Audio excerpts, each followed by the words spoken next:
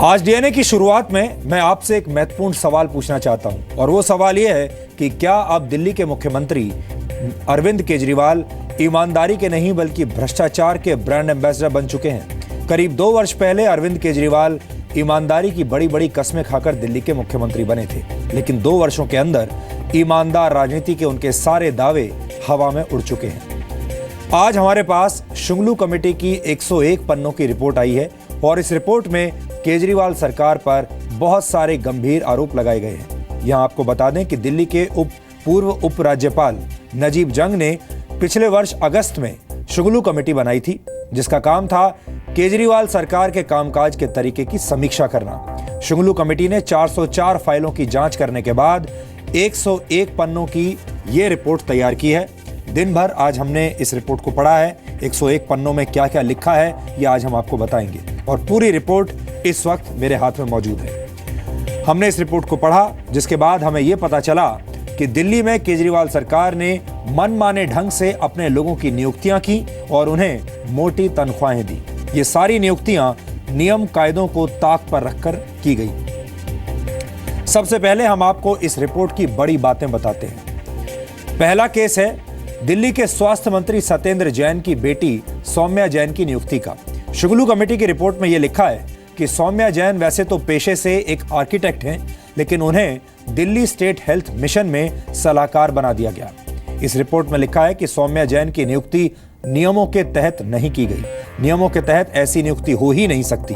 यहां तक कि इस बात के कोई सबूत नहीं है कि उनकी नियुक्ति किसके आदेश से हुई है, यानी सौम्या जैन की नियुक्ति के लिए कोई अप्रूवल नहीं लिया गया। सौम्या जैन इस पद पर 18 अप्रैल 2016 से 14 जुलाई 2016 तक रहीं और इस दौरान उन्हें 1,15,000 रुपए दिए गए। हालांकि इस मामले पर विवाद होने के बाद यह रकम रिफंड कर दी गई। इसके बारे में क्या लिखा है मैं आपको थोड़ा पढ़ के बता देता हूं। वो पेपर्स आज हमारे पास हैं।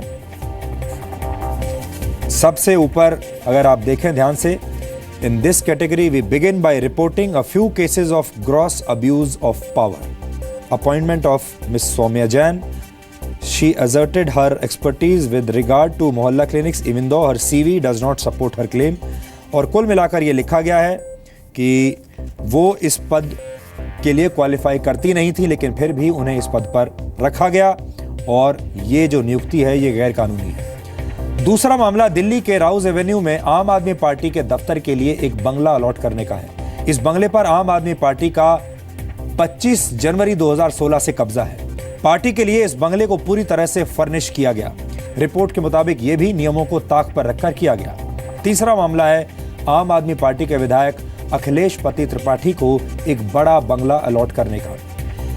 21 जुलाई 2015 को मुख्यमंत्री अरविंद केजरीवाल ने अपने सभी विधायकों को उनके विधानसभा क्षेत्र में ऑफिस देने के लिए जगह देने का फैसला किया, लेकिन अखिलेश पति त्रिपाठी को ऑफिस देने की जगह उसके नाम पर 2000 स्क्वायर फुट का एक बंगला दे दिया गया।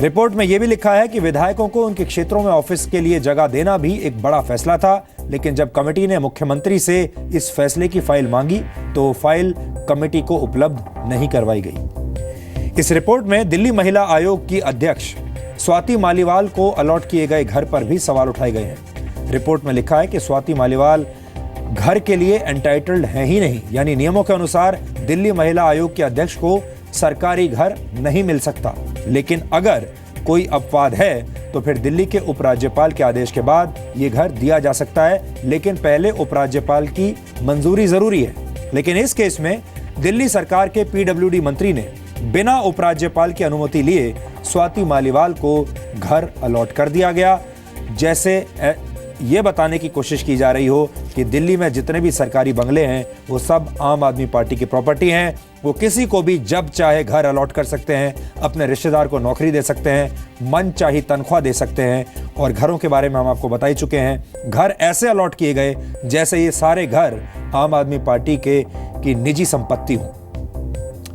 दिल्ली के स्वास्थ्य मंत्री सत्येंद्र जैन के ओएसडी के तौर पर डॉक्टर निकुंज अग्रवाल की नियुक्ति भी सवालों के घेरे में है। शुंगलू कमेटी की रिपोर्ट के मुताबिक ऐसी नियुक्तियां सिर्फ उपराज्यपाल की अनुमति से ही हो सकती हैं, लेकिन इस केस में उपराज्यपाल को बिना बताए निकुंज अग्रवाल की नियुक्ति कर दी गई। वैसे हम आपकी जानकारी के लिए ये भी बता दें कि डॉक्टर निकुंज अग्रवाल अरविंद केजरीवाल के रिश्तेदार हैं। इसके अलावा भी इस रिपोर्ट में कई ऐसी नियुक्तियों का जिक्र किया गया है जो नियमों के खिलाफ हैं और ऐसे लोगों को भी मोटी तनख्वाहों पर रखा गया। उदाहरण के तौर पर पर्यटन मंत्री के सलाहकार के तौर पर रोशन शंकर की नियुक्ति हुई। ये नियुक्ति भी उपराज्यपाल की इजाजत के बिना की गई, लेकिन रोशन शंकर को नौकरी देने के लिए अखबारों में कोई विज्ञापन नहीं निकाला गया, कोई इंटरव्यू भी नहीं हुआ और उन्हें सीधे 60,000 रुपए प्रति महीने की तनख्वाह वाली नौकरी पर रख लिया गया, जबकि नियमों के मुताबिक ऐसा नहीं होना चाहिए था। ऐसा ही एक और अपॉइंटमेंट हुआ अभिनव राय का। दिल्ली के परिवहन विभाग में उन्हें कॉन्ट्रैक्ट बेसिस पर नौकरी दी गई। ये बताया गया कि इस विभाग में एक यूडीसी यानी अपर डिवीजन क्लर्क की पोस्ट खाली थी, जिसके एवज में अभिनव राय को रखा गया। लेकिन हैरानी की बात यह है कि अभिनव राय को यूडीसी से 4 गुना ज्यादा तनख्वाह दी गई। अभिनव राय की सैलरी 87,000 रुपए तक पहुंच गई थी। लेकिन बात यहीं पर नहीं रुकी, बल्कि अभिनव राय को सरकारी आवास भी दे दिया गया, जिसके लिए वो एंटाइटल्ड नहीं थे। इस रिपोर्ट में एक और अपॉइंटमेंट के बारे में लिखा गया है और वो नियुक्ति थी गोपाल मोहन की, जिन्हें सबसे पहले 10 अप्रैल 2015 को मुख्यमंत्री अरविंद केजरीवाल का एंटी करप्शन सलाहकार नियुक्त किया गया। इस नियुक्ति का उपराज्यपाल के दफ्तर से बाकायदा अप्रूवल लिया गया। ये खबर आप ध्यान से सुनिएगा। इस नियुक्ति के लिए अप्रूवल लेफ्टिनेंट गवर्नर से लिया गया और यह कहा गया कि गोपाल मोहन सिर्फ 1 रुपए की तनख्वाह लेंगे। लेकिन इसके बाद अगस्त 2015 में गोपाल मोहन को एंटी करप्शन हेल्पलाइन इंचार्ज से पब्लिक ग्रीवेंसेस कमीशन में सलाहकार के पद पर शिफ्ट कर दिया गया, क्योंकि इस पोस्ट पर पहले जो व्यक्ति था वो नौकरी छोड़कर चला गया था और उस व्यक्ति की तनख्वाह 1,15,000 रुपए थी। इसके बाद गोपाल मोहन, जिन्हें सिर्फ 1 रुपए की सैलरी पर रखा गया था, उन्हें 1,15,000 रुपए की तनख्वाह मिलने लगी और इस बार उपराज्यपाल को भी इसके बारे में जानकारी नहीं दी गई और ना ही उनसे अनुमति ली गई। तो आप देख सकते हैं कितनी चालाकी से अपने खास लोगों की नियुक्तियां की गई, कितनी चालाकी से पहले यह कहा जाता है कि 1 रुपए की तनख्वाह पर रखा गया है और फिर बड़ी चालाकी से उस व्यक्ति को शिफ्ट करके ऐसे विभाग में रखा जाता है जहां उसे मोटी तनख्वाह मिलने लगे। और घरों के बारे में हमने आपको बता ही दिया। घरों को तो ऐसे बांटा गया जैसे ये सारी संपत्ति अरविंद केजरीवाल की खुद की संपत्ति हो। सबसे हैरान करने वाली बात यह है कि वो अरविंद केजरीवाल, वो आम आदमी पार्टी जो ये कहकर सत्ता में आई थी कि वो आम आदमी की बात करेंगे, आम आदमी की तरह सरकार चलाएंगे, उन्होंने सरकार में भ्रष्टाचार के सारे रिकॉर्ड तोड़ दिए। वो पार्टियां जिनमें भ्रष्ट नेता भरे हुए थे, उन नेताओं को भी पानी पिला दिया।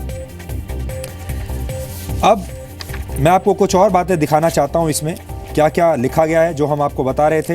एक एक करके तमाम चीजें शुगलू कमेटी की रिपोर्ट में लिखी हैं। अपॉइंटमेंट ऑफ डॉक्टर निकुंज अग्रवाल, उसके बारे में लिखा है। उसके बाद कैसे दुरुपयोग हुआ, appointment of Shri Roshan Shankar as adviser to the ministry of tourism, उसके बारे में लिखा है। और जब आप 101 पन्ने की इस रिपोर्ट को अगर पढ़ेंगे तो आप हैरान हो जाएंगे और मुझे यकीन है आप हैरान ही नहीं होंगे, आपको बहुत गुस्सा आएगा और आपको ऐसा लगेगा कि किस तरीके से आपके वोटों का और आपके विश्वास का दुरुपयोग किया गया है।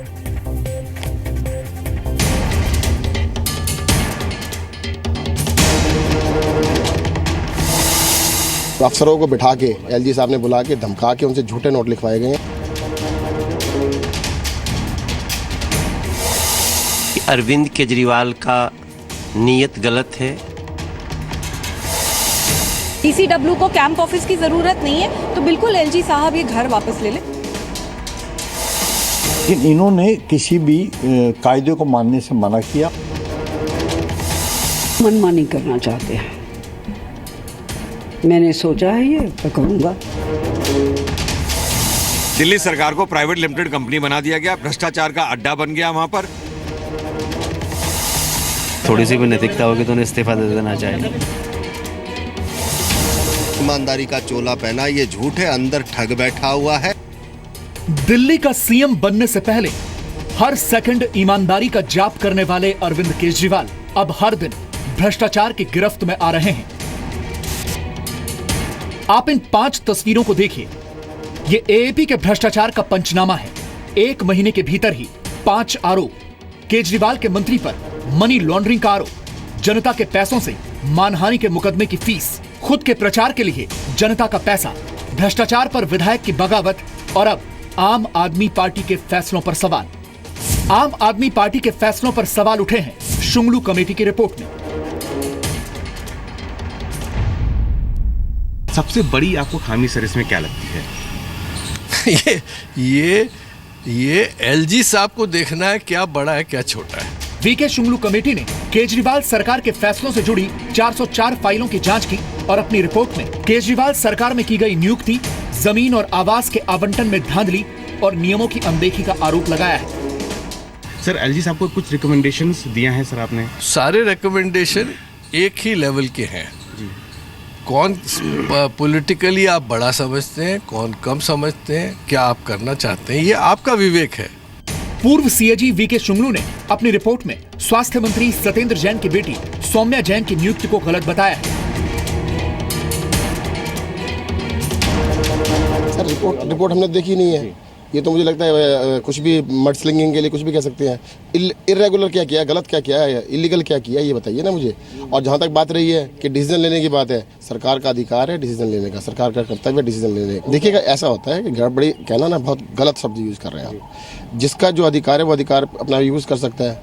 अब देखिए कोर्ट के अंदर जितने भी जज हैं अपना फैसला देते हैं ना, ऊपर वाली जो कोर्ट में वो बदल भी बदल सकता है। मुझे ठीक लगा, मैंने फैसला किया, एलजी साहब को लगता है उसको बदलना चाहते हैं, बदल दें। शुंगलू कमेटी ने तो सिर्फ 400 भी फाइलें देखी हैं, अभी तो ये झांकी है सिर्फ। और अगर पूरा दिल्ली सरकार के कामकाज को देख लिया जाए और सारे फाइलों को खंगाल लिया जाए तो आपको नजर आएगा कि दिल्ली सरकार को प्राइवेट लिमिटेड कंपनी बना दिया गया, भ्रष्टाचार का अड्डा बन गया। वहाँ पर अपने भाई भतीजों को जिस मर्जी तनख्वाह के ऊपर जब मर्जी अपॉइंटमेंट्स दे दी गई। मल्ला क्लिनिक जैसी जो योजनाएं उसके अंदर भारी भ्रष्टाचार था। ऑड इवन जिसके खिलाफ मैं खड़ा हुआ था उसके अंदर भी भ्रष्टाचार था। और इसके अलावा 97 करोड़ रुपए जो मुख्यमंत्री ने अपना चेहरा चमकाने और अपनी पार्टी को बढ़ाने के लिए दिल्ली से बाहर खर्च कर दिए, वो भी उनकी जेब से वसूले जाने थे। राम जेठमलानी जी को जिस तरीके से 3 करोड़ 84 लाख की पेमेंट के लिए दिल्ली सरकार के पैसों का दुरुपयोग करने चले थे, उसकी भी जांच होनी चाहिए। तो मैं समझता हूँ ये दिल्ली सरकार की अगर जांच हो जाए तो 47 के बाद से लेकर अब तक इनसे भ्रष्ट नेता और इनसे भ्रष्ट पार्टी कोई नहीं मिलेगी। दिल्ली सरकार के कामकाज करने के तरीकों पर सवाल उठाते हुए पूर्व सीएजी वीके शुंगलू ने सत्येंद्र जैन के ओएसडी पद पर निकुंज अग्रवाल की नियुक्ति को भी गलत बताया है। इसके अलावा कई और नियुक्तियों पर भी सवाल उठाए गए हैं।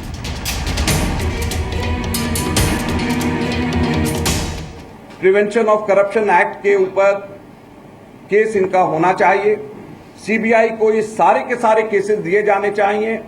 और जब तक इसका फैसला नहीं होता, क्योंकि केजरीवाल के खुद के इमीडिएट बहुत नियर फैमिली मेंबर्स इसमें इन्वॉल्व हैं, उनका जो नंबर 2 सबसे खास मिनिस्टर उनके साथ में है उसके फैमिली मेंबर्स इसमें इन्वॉल्व हैं। इस वजह से केजरीवाल को इमीडिएटली इस्तीफा देना चाहिए। कांग्रेस पार्टी की तरफ से हम लोग कल सारा दिन हम लोग इसका काला दिवस मनाएंगे और 272 की 272 कॉर्पोरेशन वार्ड्स में हम लोग प्रदर्शन करेंगे और इसको काला दिवस मना करके कांग्रेस के कार्यकर्ता सड़क के ऊपर हम उतर करके इसका विरोध करेंगे। शुंगलू कमेटी की रिपोर्ट में आम आदमी पार्टी के नेताओं को दिल्ली में आवास आवंटन को भी अनुचित करार दिया है। गैर संवैधानिक है या नहीं ये तो बिल्कुल अभी निर्णय होगा, लेकिन सुप्रीम कोर्ट इसमें निर्णय लेगा, क्योंकि ये पूरा का पूरा मैटर वहाँ पे पेंडिंग है। सरकार कौन है, एलजी साहब ने डिसाइड करना है, चीफ मिनिस्टर ने डिसाइड करना है। बहरहाल जहाँ तक मेरे घर की बात है तो मैं ये बता रही हूँ कि ये कैंप ऑफिस की तरह हमें दिया गया है। और क्योंकि 30,000 रुपये की मेरी सैलरी है, दिन रात हम लोग काम कर रहे हैं, शनिवार को भी काम कर रहे हैं, इतवार को भी काम कर रहे हैं। रात में जब महिलाएं मेरे पास आ रही हैं तो मैं उनसे कहाँ पे मिलूं, उस कारण से कैंप ऑफिस की तरह दिया गया। अगर एलजी साहब को लगता है कि गलत है तो बिल्कुल वापस ले। मुझे तो ये जानकारी मिली है कि लगभग 100 करोड़ के तो समोसे खाए गए। 13,000 रुपये प्रति प्लेट के हिसाब से इन लोगों ने गरीबों का भोजन किया है। ये आम पार्टी है, लोग आम जनता समझ जाएगी कि आम पार्टी कैसे। शुंगलू कमेटी की रिपोर्ट में एसीबी में अधिकारियों की नियुक्ति पर सवाल उठाए गए हैं। दिल्ली सरकार के वकीलों की नियुक्ति पर भी शुंगलू कमेटी की रिपोर्ट में सवाल उठाए गए हैं। दिल्ली में सीसीटीवी लगाने की प्रक्रिया पर भी सवाल उठाए गए हैं। भ्रष्टाचार की शिकायत के लिए फोन नंबर 1030 शुरू करने की प्रक्रिया भी सवालों में घिरी है। साथ ही रिपोर्ट में दिल्ली के मंत्रियों के विदेश दौरे पर भी सवाल उठाए गए हैं। वो ठग दिल्ली को लूट रहा है, दिल्ली के लोगों की पसीने की कमाई को लूट रहा है, देश को गुमराह कर रहा है। ऐसा जब आईना दिखा दिया शुंगलू कमेटी ने तो केजरीवाल जी को तुरंत ही इस्तीफा दे देना चाहिए, नहीं तो ये जनता कॉलर पकड़ के उनका इस्तीफा दे देगी। एमसीडी चुनाव में भी ये देखने मिलेगा आपको। ये तो शुंगलू रिपोर्ट अपनी जानकारी देख करके, तहकीकात कर करके अपनी रिपोर्ट देती है। ये सरकार के द्वारा प्रेरित नहीं होती। जैसे क्याग एक संस्था है, शुंगलू कमेटियाँ, ये अलग अलग कमेटियाँ बनती है। ये कमेटियाँ अपना सब रिपोर्ट देख करके रिपोर्ट को पेश करती है। इसमें सरकार का कोई रोल नहीं होता। पर क्या होता है, जब गुनाह पकड़ा जाता है तो आदमी छिपने के लिए, बहकने के लिए, इधर उधर ध्यान बटोरने के लिए ऐसी बातें कहते। इस रिपोर्ट में कहा गया है कि दिल्ली सरकार को जमीन आवंटन से जुड़ी शक्तियां नहीं मिली हुई है। केजरीवाल सरकार को इसकी अनुमति के लिए उपराज्यपाल को फाइल भेजनी चाहिए थी, लेकिन इसके बावजूद उसने अपने अधिकार क्षेत्र से बाहर जाकर अपने लोगों को मनमाने ढंग से रेवड़ियां बांटी हैं। वो मनमानी करना चाहते हैं। मैंने सोचा है ये मैं करूँगा। अब वो कायदा में है या कानून में है या तरीके में है या नहीं है, जैसे आपने कहा बहुत सारे यहाँ एजेंट्स हैं जो काम करते हैं और आपको सबसे मिलजुल कर काम करना पड़ता है। वो मिलना जुलना नहीं जानते हैं, वो कन्फ्रंटेशन करते हैं। तो क्या आम आदमी की बात करने वाले अरविंद केजरीवाल आम को नहीं अपनों को फायदा पहुंचाने के लिए मनमानी करते हैं? शुंगलू कमेटी की यह रिपोर्ट तो फिलहाल इसी सच्चाई की ओर इशारा कर रही है। अश्विनी गुप्ता, जी मीडिया, दिल्ली। शुंगलू कमेटी की रिपोर्ट में दिल्ली सरकार के मंत्रियों और आम आदमी पार्टी के विधायकों की विदेश यात्राओं पर भी सवाल उठाए गए हैं। नियमों के मुताबिक सरकारी खर्चे पर ऐसी यात्रा करने के लिए उपराज्यपाल की इजाजत लेनी जरूरी होती है, लेकिन ऐसी किसी भी यात्रा के लिए एलजी से कोई अनुमति नहीं ली गई। और उसके बारे में भी मैं आपको कुछ पढ़कर सुनाना चाहता हूं, जिसमें लिखा गया है फॉरेन टूर्स के बारे में। In all these cases sanction of lieutenant governor was not taken though it was the practice earlier. बाद में ये भी लिखा है any activity that takes them out, them से मतलब है एमएलएज का, which takes MLAs out of NCT of Delhi not being within the area of their work has to have the approval of the president of India who is their appointee or government in Delhi if that work is part of their responsibility। ऐसा इसमें लिखा है और साफ साफ इसको point out करके बताया गया है कि इतने सारे जो विदेश दौरे किए गए उनकी इजाज़त नहीं ली गई थी।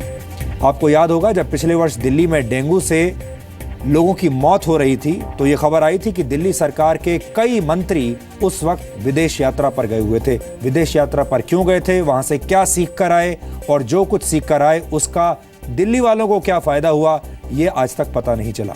कुल मिलाकर अरविंद केजरीवाल राजनीति में नैतिक भ्रष्टाचार का 2020 मैच खेल रहे हैं। इस मैच में वो बहुत तेजी से रन बना रहे हैं, लेकिन शायद वो ये भूल गए हैं कि उन्हें भ्रष्टाचार के मैच में नहीं बल्कि ईमानदारी के मैच में बड़ा स्कोर बनाना था।